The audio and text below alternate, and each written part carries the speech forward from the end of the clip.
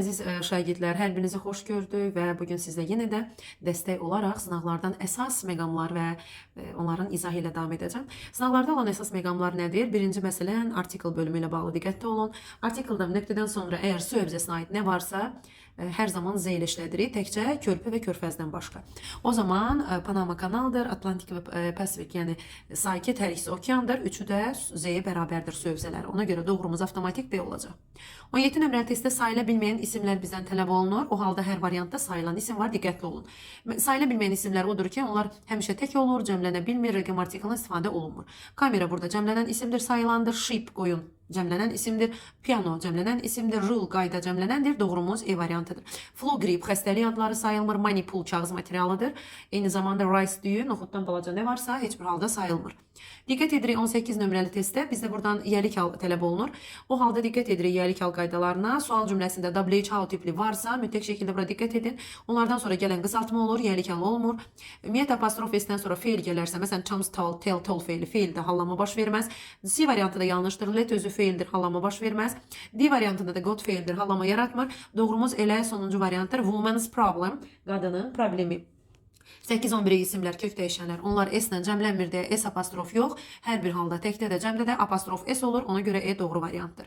19 nömrəli testdə isə doğru modal feillər seçimi tələb olunur. Modalları yazarkən ilk öncə tərcümədən əlavə variantlarda doğruluğa diqqət edin. Məsələn, didn't have-ın burada tulsu çatmır. C variantı yanlışdır. Out'un tulsu yoxdur. Was able'ın tulsu yoxdur. Və A və D variantı arasında qaldıqda zamana baxın. Əgər zaman keçmişdədirsə, can indiki zamandadır.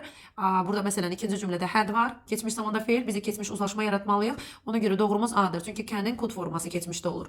O zaman digər testə baxırıq. 20 nömrəli testdə or görürük. Seçim, ayrılıq, hər biri ayrı-ayrı. O zaman and ifadələr cəm olar. Orla olan seçimlər təkdə olur. Ona görə doğru variantımız 2-4 olacaq. 21 nömrəli testə diqqət edirik. 21 nömrəli testdə cümlənin sonunda biz yesterday görürük. Keçmiş zaman. Mənim dostum, my friend accidentally the window in the classroom yesterday. Mənim dostum dünən təsadüfən sinifdə pəncərəni qırdı. Qırmaq ümumiyyətlə breakdir. Keçmiş zamanda break olur. Doğru variantımız elə breakdir. 20 nömrəli testə diqqət edirik. Daha doğrusu 22 nömrəli test.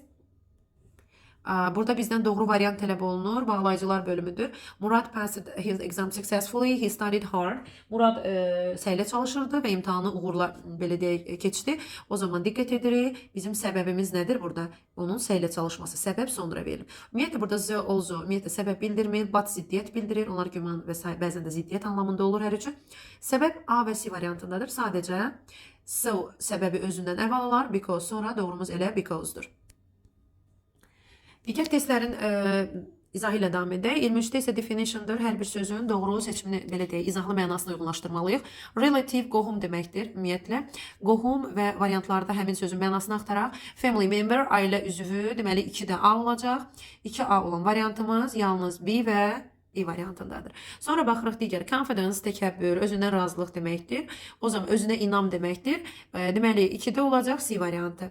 O zaman doğrumuz deməli relative qohum idi, deməli 2A, 3 isə C variantı, 2A, 3C olan elə B variantıdır. Sonra keçirik 24-də. 24-də birinci cümləmizdə yenə doğru variant tələb olunur. Brad sözü dayanıb sayıla bilməyən isimdir və bilin ki, hər iki cümlədə sayıla bilməyəndən söhbət gedəcək. Tələbdə də belə. Əlbəttə ki, many cəm isim alar. A lot ümumiyyət özündən sonra isim almaz. Few ikinci tərəfdə də, əgər birinci cümlədə hansı isimdirsə, o ikinci cümlədə də o şəkildə təyin olunacaq. Few cəm isim alar, amma Brad sayıla bilməyəndir, cəmlənmir. Və only də bilirik ki, E-li ifadələrlə birləşmə yaradır. Ona görə only little deyə bilmirik. Only a lot of deyə ümumiyyət ingilisində birləşmə yoxdur. O zaman doğru variantımız qalır C variantı. Much, one day much bread in a kitchen. Mətbəxdə çox çörək var. No. Only a little. Yalnız biraz. Yəni only ümumiyyətlə E-li ifadələrlə birləşmə yaradır. Ona görə doğru variantımız C variantıdır.